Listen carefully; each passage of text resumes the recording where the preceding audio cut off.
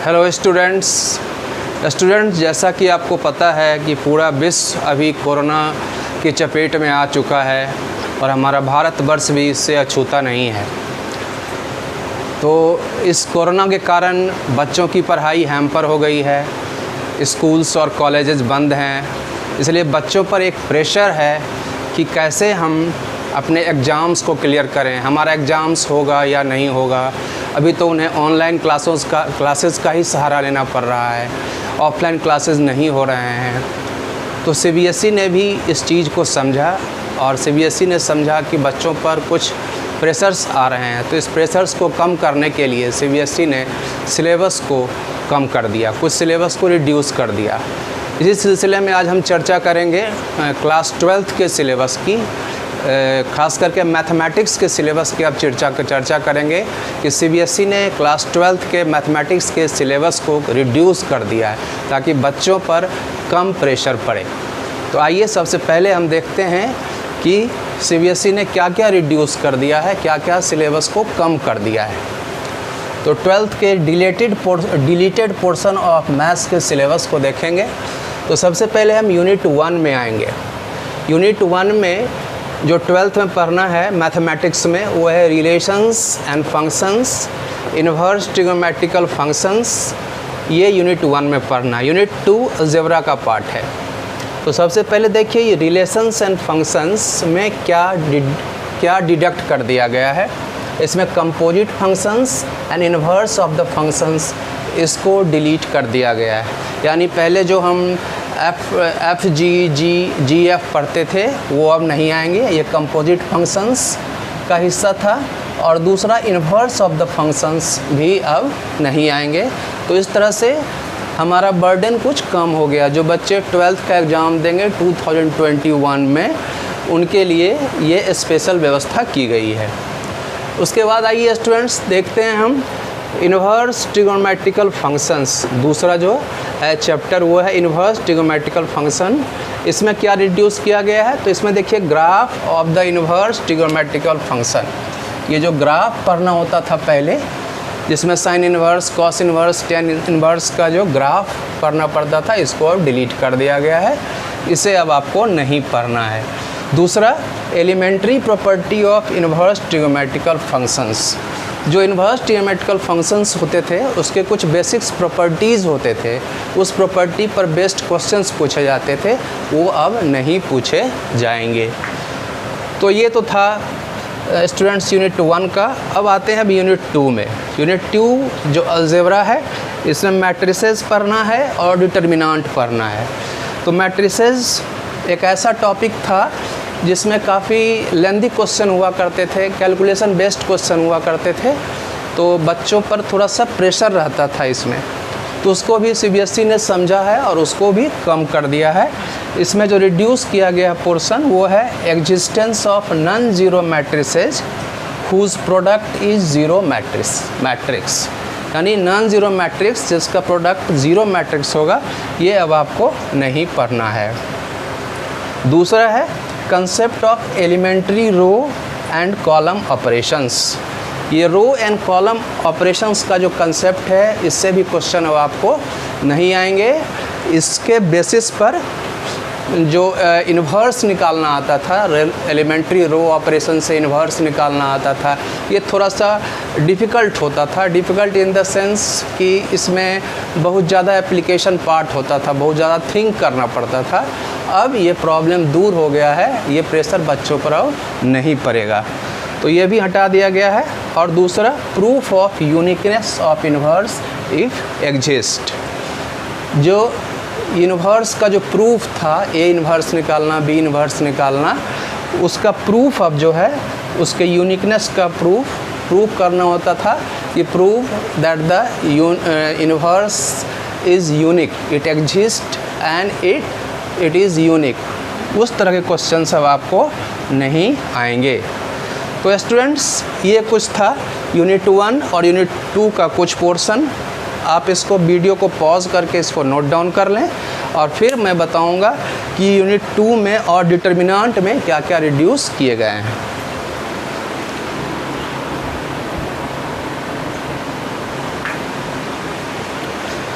Okay students, तो अब हम लोग देखते हैं। अभी हम लोगों ने देखा कि अलजेब्रा में क्या क्या डिलीट हुआ था। तो इसके पहले हम लोगों ने देखा मैट्रिसेस में कौन सा पोर्शन डिलीट था। अब देखिए अलजेब्रा का दूसरा पार्ट है डिटर्मिनेंट। डिटर्मिनेंट में क्या क्या डिलीटेड है ये देखिए। ये जो पोर्शन इधर मैं लिख रहा हूँ ये सीबीएसई ने डिलीट कर दिया है। यानी जो ओरिजिनल सिलेबस है आप देख सकते हैं सीबीएसई के वेबसाइट पर जाके, जो प्रीवियस ईयर का ओरिजिनल सिलेबस था उसमें ये सारा पोर्शन डिलीट कर दिया गया है। तो डिटर्मिनेंट में क्या डिलीट किया गया? डिटर्मिनेंट में प्रॉपर्टीज़ ऑफ डिटर्मिनेंट को डिलीट कर दिया गया है। अब देखिए डिटर्मिनेंट में जो मुख्य रूप से क्वेश्चन पूछे जाते थे अभी तक जो सीबीएसई का ट्रेंड था उसमें आप देखेंगे कि प्रॉपर्टीज ऑफ डिटर्मिनेंट से ही क्वेश्चन पूछे जाते थे, और मैंने पढ़ाया भी है इसको अच्छी तरह से। तो अब ये पोर्शन ही डिलीट कर दिया गया है। यानी डिटर्मिनेंट में बहुत राहत है स्टूडेंट को, काफ़ी राहत है, क्योंकि प्रॉपर्टीज में क्वेश्चन अच्छे क्वेश्चंस आते थे। 7 या 8 प्रॉपर्टी था उसको याद रखना पड़ता था और उसका एप्लीकेशंस होता था क्वेश्चन में। उन सारे से अब बच्चों को राहत मिल गई है। दूसरा है consistency, inconsistency and number of solutions of system of linear equation by examples. यानी जो सिस्टम ऑफ लीनियर इक्वेशन होता था जिसमें हम लोग को मैट्रिक्स फॉर्म में किसी भी इक्वेशन को लिखते थे ax = b के फॉर्म पर, और इसके बाद इसको सॉल्व करते थे। जिसका सॉल्यूशन पॉसिबल होता था उसे बोलते थे कंसिस्टेंट, और जिसका सॉल्यूशन पॉसिबल नहीं होता था उसे इनकंसिस्टेंट बोलते थे। ये पोर्शन भी डिलीट कर दिया गया है, ये भी अब सीबीएसई में नहीं आने वाला है। तो अलजेब्रा में बच्चों को काफ़ी राहत मिल रही है। मैट्रिसेस में बहुत बड़ा पोर्शन डिलीट हो गया और डिटर्मिनेंट में भी बहुत बड़ा पोर्शन डिलीट हो गया है। फिर हम चलिए आगे बढ़ते हैं। यूनिट 3 में कैलकुलस। ये कैलकुलस बहुत ही इम्पॉर्टेंट हुआ करता है। 12th में 11th में तो कम था, लेकिन 12th में बहुत ज़्यादा इम्पॉर्टेंट है। तो इसमें देखिए कैलकुलस में क्या क्या डिलीट हुआ है? Continuity and differentiability. Continuity and differentiability में रॉल्स थ्योरम और लैग्रेंजेस मीन वैल्यू थ्योरम का without proof and their geometrical interpretation ये डिलीट कर दिया गया। यानी रॉल्स थ्योरम और लैग्रेंजेस मीन वैल्यू थ्योरम्स अब नहीं आएंगे। हालांकि ये आसान सा चैप्टर था और इसमें बहुत क्वेश्चन हमेशा नहीं पूछे जाते थे, लेकिन क्वेश्चंस पूछे जाते थे, कम मार्क्स से क्वेश्चन आते थे, तो इसको भी डिलीट कर दिया गया है। उसके बाद आइए देखिए एप्लीकेशन ऑफ डेरिवेटिव्स। डेरिवेटिव्स के एप्लीकेशन में बहुत सारे एप्लीकेशंस थे, जैसे मैक्सिमम मिनिमम पढ़ना था, रेट मेजरर पढ़ना था। उसमें से क्या हटा दिया गया है? देखिए rate of change of bodies, use of derivatives in approximation. यानी देखिए इसमें लिखा हुआ rate of change of bodies, यानी जो रेट ऑफ चेंज होता था उसको, रेट ऑफ चेंज को यानी रेट मेजरर को हटा दिया गया है, और उसका यूज अप्रॉक्सीमेशन में उसका यूज़ भी हटा दिया गया है। हालांकि अप्रॉक्सीमेशन से बहुत छोटे छोटे क्वेश्चन आते थे, 2 मार्क्स 3 मार्क्स का क्वेश्चन आता था, लेकिन ये भी हटा दिया गया है। तो इससे भी स्टूडेंट्स को काफ़ी राहत महसूस होगी, उन पर प्रेशर कम पड़ेगा। उसके बाद आ जाइए इंटीग्रल्स। इंटीग्रेशन एक मेजर पार्ट हुआ करता है कैलकुलस का। इसमें डिफरेंट टाइप्स के इंटीग्रेशन आपको पढ़ने पड़ते थे। इसमें से एक टाइप का इंटीग्रेशन जो root under ax² + bx + c यानी क्वाड्रेटिक का रूट अंडर और dx, और दूसरा ax + b root under ax² bx + c dx, ये पोर्शन हटा दिया गया है। हालांकि इससे बहुत ज़्यादा फ़र्क पड़ने वाला नहीं है, क्योंकि और इंटीग्रेशन में जितने सारे हैं डिफरेंट टाइप्स के इंटीग्रेशन वो आपको पढ़ने ही हैं, और कहीं ना कहीं इस तरह का आपको पढ़ना ही पड़ेगा। ठीक है, जैसे रूट का डिलीट कर दिया गया तो बिना रूट का आपको पढ़ना पड़ेगा। ओके, तो इसमें बहुत ज़्यादा राहत आपको इंटीग्रेशन में नहीं मिली है। यहाँ पर देखिए definite integrals as a limit of sum, इस पोर्शन को भी पूरी तरह हटा दिया गया है। ये इंटीग्रेशन में लास्ट चैप्टर हुआ करता था, और इससे भी 12th में बहुत ज़्यादा क्वेश्चन नहीं पूछे जाते थे। ठीक है, लेकिन थोड़ा सा लंबा क्वेश्चन हुआ करता था, तो इसको भी हटा दिया गया है। तो इस तरह से हम देख रहे हैं कि सीबीएसई ने बहुत राहत दिया है बच्चों को जो 2021 में एग्ज़ाम देने वाले हैं। ओके स्टूडेंट्स, तो आप वीडियो को पॉज करके ये सारा डिलीटेड पोर्शन आप अच्छी तरह से नोट कर लें, फिर हम आगे बताएंगे कि आगे क्या क्या डिलीट किया गया है।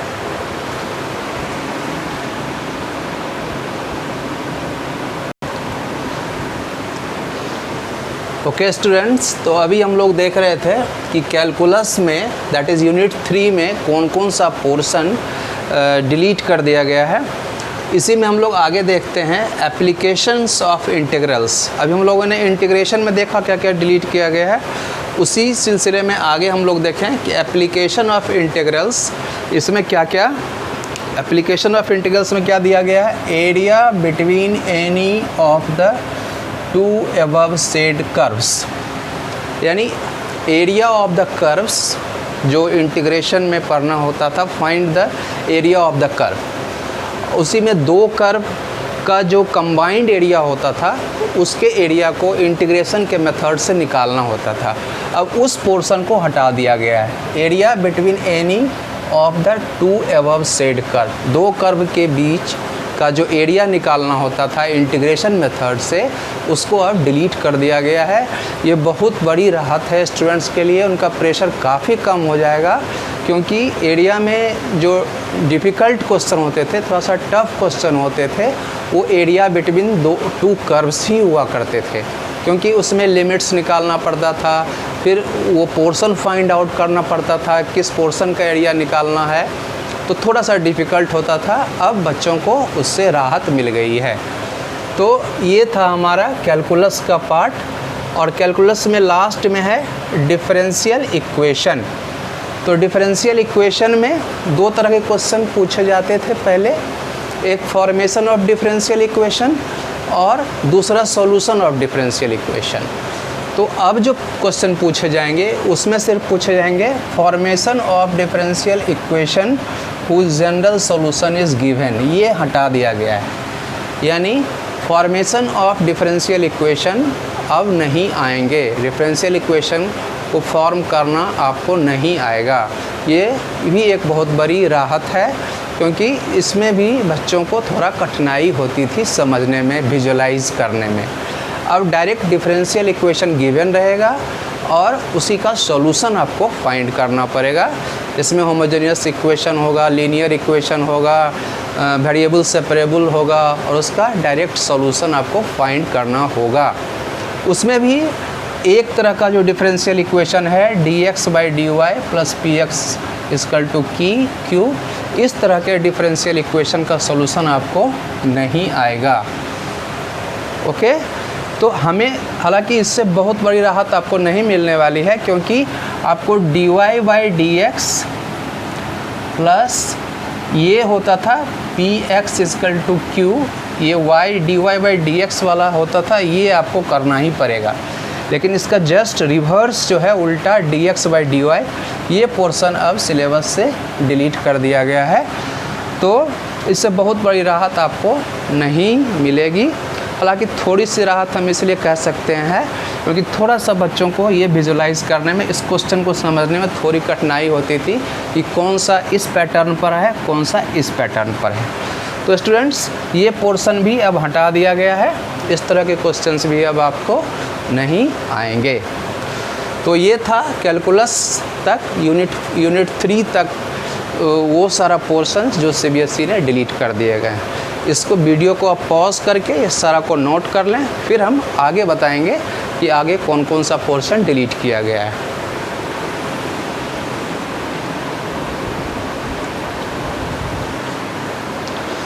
ओके स्टूडेंट्स, तो अब हम देखेंगे, अब ये CBSE का जो डिलीटेड पोर्शन है, ये लास्ट पोर्शन में हम लोग पहुंच चुके हैं। यूनिट 4, यूनिट 5 और यूनिट 6, ये यहाँ इस एंड हो जाता है, ये लास्ट पोर्शन है। अब इसमें हम लोग देखेंगे कि क्या क्या डिलीट किया गया है। सबसे पहले देखिए vector and 3 dimensional geometry. 3 dimensional geometry को मैंने 3D लिख दिया है शॉर्ट में। वेक्टर एंड 3 डायमेंशनल ज्योमेट्री ये यूनिट 4 में आता है। इसमें एक पोर्शन वेक्टर पढ़ना है और दूसरा पढ़ना है 3 डायमेंशनल ज्योमेट्री। तो वेक्टर में क्या डिलीट किया गया है? वेक्टर में डिलीट किया गया है scalar triple product of vector, यानी triple product of vector, scalar triple product of vector को डिलीट कर दिया गया है। अब 3 डायमेंशनल ज्योमेट्री देखिए, इसमें भी बहुत राहत मिला है 3 डायमेंशनल ज्योमेट्री में। हालांकि 3 डायमेंशनल ज्योमेट्री एक ऐसा टॉपिक है जिसमें ये फार्मूला बेस्ड टॉपिक है। इसमें अगर फार्मूला आपको याद है तो क्वेश्चंस बन जाएंगे, फार्मूला अगर याद नहीं है, उसकी सही समझ नहीं है तो क्वेश्चन बनाने में काफ़ी कठिनाई होगी। तो इसमें जो जितने भी एंगल्स हैं, angles between 2 lines, angle between 2 planes and angle between line and plane, इस सारे पोर्शन को डिलीट कर दिया गया है। देखिए, angle between 2 lines, angle between 2 planes and angle between a line and a plane, ये पोर्शन डिलीट कर दिया गया है। इससे स्टूडेंट का प्रेशर काफ़ी कम हो जाएगा। जितने भी एंगल निकालने हैं between 2 lines, between 2 planes and an line and a plane, तो इतना फार्मूला आपको याद नहीं करना पड़ेगा, तो इससे आपको काफ़ी प्रेशर कम हो जाएगा। उसके बाद एक महत्वपूर्ण टॉपिक है लीनियर प्रोग्रामिंग। इसमें जनरली 6 मार्क्स के क्वेश्चन जनरली पूछे जाते थे, एक क्वेश्चन। इसमें जो डिलीट किया गया है वो mathematical formulation of linear programming problem. इसमें भी मुख्य रूप से 2 तरह के क्वेश्चन पूछे जाते थे, एक formation of linear programming problem, दूसरा solution of linear programming problem. तो फॉर्मूलेशन पार्ट को हटा दिया गया है। इस पार्ट में बच्चों को थोड़ी सी कठिनाई होती थी, क्योंकि इसमें भी विजुलाइज करना होता था और क्वेश्चन को फॉर्म करना पड़ता था। जब क्वेश्चन का फॉर्मेशन का बात हो तो उसमें थोड़ी सी समझ डेवलप करनी पड़ती है, थोड़ा विजुलाइज करना पड़ता है, चीज़ों को थोड़ा समझना पड़ता है। तो इसलिए ये पोर्शन थोड़ा सा टफ पड़ता था, इसको हटा दिया गया है। अब इसमें से सिर्फ solution of linear programming problem पूछा जाएगा, यानी डेटा गिवन रहेगा और आप उसको सॉल्व करेंगे। तो ये भी एक बहुत बड़ी राहत है स्टूडेंट के लिए। लास्ट जो चैप्टर है प्रोबेबिलिटी। बच्चों को थोड़ा सा कंफ्यूजिंग लगता है चैप्टर। इसमें से mean and variance of random variable और बाइनोमियल प्रोबेबिलिटी डिस्ट्रीब्यूशन, इसको हटा दिया गया है। बाइनोमियल प्रोबेबिलिटी डिस्ट्रीब्यूशन इसको हटा दिया गया है। इससे जनरली क्वेश्चन पूछे जाते थे और थोड़ा सा क्वेश्चन थोड़ा सा लंबा होता था, तो इसको भी हटा दिया गया है। और mean and variance of random variable, इस दोनों पोर्शन को भी हटा दिया गया है। तो इस तरह से सीबीएसई ने एक कोशिश की है कि जो बच्चों पर एक प्रेशर आ गया, एक साइकोलॉजिकल प्रेशर आ गया है कि उनके क्लासरूम क्लासेज नहीं हो रहे हैं, सारे ऑनलाइन क्लासेज ही हो रहे हैं, टीचर से उनका डायरेक्ट इंटरेक्शन, फिज़िकल इंटरेक्शन नहीं हो रहा है, और एक आशंका है कि एग्जामिनेशन कब होगा, नहीं होगा। तो मतलब ओवरऑल बच्चों की पढ़ाई थोड़ी बाधित हुई है। तो इस दृष्टिकोण से सीबीएसई ने कोशिश किया है कि बच्चों पर अननेसेसरी प्रेशर नहीं पड़े, और सीबीएसई हमेशा ऐसा करता आ रहा है। अगर आप देखेंगे पिछले बहुत से बरसों से, तो सीबीएसई इन चीज़ों पर काफ़ी ध्यान देता है कि बच्चों पर अननेसेसरी प्रेशर नहीं पड़े। इसलिए वो सिलेबस को कभी कम करता है, कभी क्वेश्चन के पैटर्न में कुछ बदलाव करता है। इस बार भी सीबीएसई की एक अच्छी कोशिश हुई है और मुझे पूरा उम्मीद है, मैं आशा करता हूँ कि स्टूडेंट्स को इससे काफ़ी फ़ायदा होगा और स्टूडेंट्स इसका लाभ उठाएंगे।